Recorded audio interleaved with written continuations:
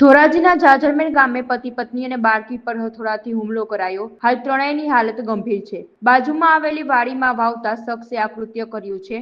ધોરાજીના જાજરમેર ગામે એમપીથી મજૂરી કામ માટે આવેલા રાકેશભાઈ સિંગાણા, તેમની પત્ની કાંતુબેન તથા 5 વર્ષની પુત્રી રાયકુ પોતાના ઓરડીમાં બેઠા હતા ત્યારે અચાનક આરોપી વિજય ઓરડીમાં આવ્યો અને ત્રણેય પર હુમલો કર્યો હતો.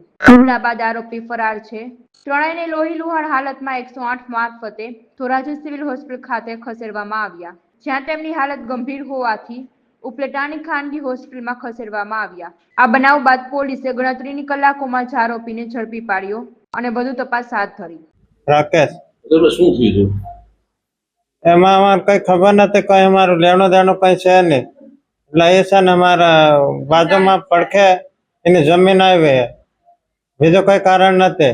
એટલે મારે છે ને ગરબી જોવા જવાનું હતું, એટલે મારે છે ને ભાઈનો દરવાજો ઉગાડો હતો, સમજ્યા? એટલે મારે 10 સાડા 10 વાગ્યા સુધી મારે જવાનો હતો.